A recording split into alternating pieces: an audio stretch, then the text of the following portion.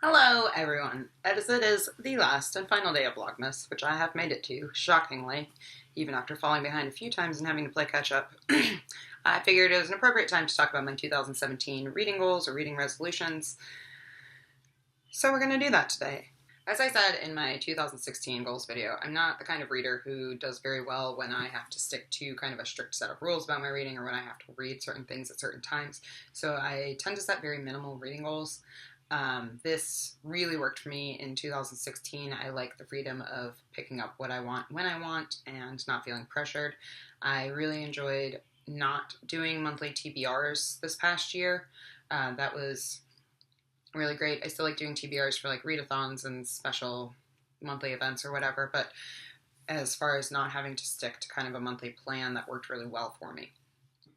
But that all being said, I do have a few things that I'd really like to do in 2016. The first is to read some authors I've been meaning to get to forever, and I already talked about that in a separate video, which I will link down below. There's a list of, I think, 10 or 12 authors that I'd like to get to. So that's kind of the first thing, but again, no strict schedule with that, and I'm just going to read them as they come to me and hopefully get to all of them by the end of the year. The second thing that I was really bad about this past year and makes me feel really guilty is that I do receive not a ton, but a decent amount of review copies or ARCs, and I am really bad about getting to them in a timely fashion, and that stresses me out a little bit. And it's not like I'm being sponsored or paid for these reviews, so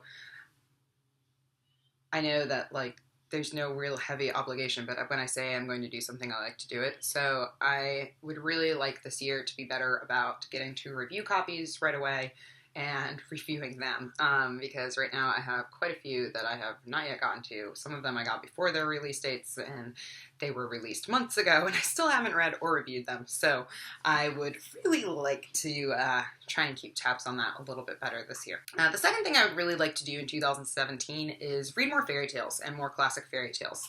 I know that a few booktubers, myself included, have been reading a lot of books kind of based on fairy tale or that are very fairy tale-esque, and I have not read a ton of kind of the traditional classic fairy tales, so I don't know if you can see, maybe if you can, but right here I have like a gazillion fairy tale collections, and I have read very little of any of them. I've read a little bit of all of them, but I haven't read very much of any of them, so I would really like to start kind of dipping in and out of those and reading a little bit at a time every month. But again, no strict schedule, no rules. I'm not trying to get through all of them.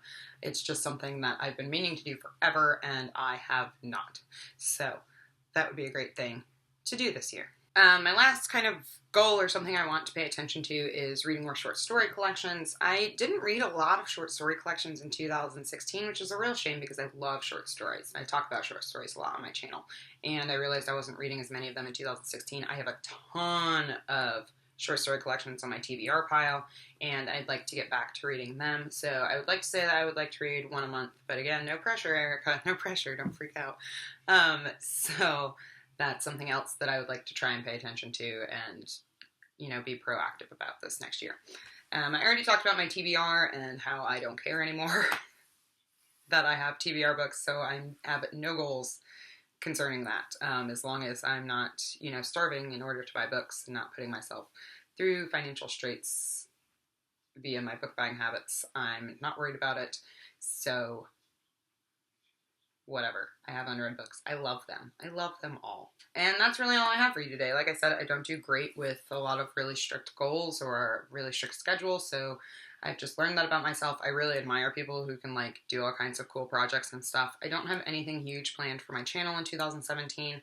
I would like to be a little bit more consistent with my video making and kind of not sticking to a schedule, but not kind of what I did this past year, which was go through spurts of a lot of activity and then kind of fall off the radar for a month or so and then pick it back up. I really love BookTube and I love making videos. Sometimes it's hard to find the time. I think that 2017 is hopefully going to be a better year than 2016 was, though, and possibly a little bit less chaotic, so I might have more time to focus on this. And that's all I have. Kind of lame goals, but I hope that whatever you all are planning for 2017 is really exciting and works for you.